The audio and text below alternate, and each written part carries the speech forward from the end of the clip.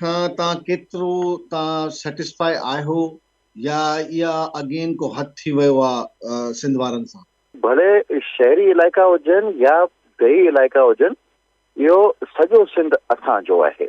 ऐं असांखे एतिराज़ इहो रुॻो थिए थो की प्रॉपर ॻणप जेकी आहे हुन ते रिजर्वेशन आहिनि, ऐं शहरनि खां वधीक ॻोठनि में देहातनि में तव्हां ॾिसो पिया लॉ एंड ऑर्डर जी सिचुएशन अहिड़ी आहे, कच्चे जे सॼे इलाइक़े में कीअं ई इन्यूमरेटर्स विया हूंदा, कीअं गणप थी हूंदी।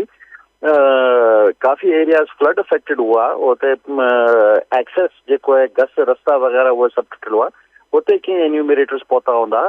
पंहिंजो थर जो बेल्ट आहे, या तव्हां ॾिसो हीअ सीट हिकिड़ी खैरपुर में ऐं सांगर में घटि कई आहे, जेको डेज़र्ट एरिया आहे, अछड़े थर जो एरिया आहे, हुते यकीनन ईअं थी सघे थो की इन्यूमरेटर्स जे न पहुचण जे करे हुते आबादी जेतिरी आहे हुनखां घटि शो कई वई आहे।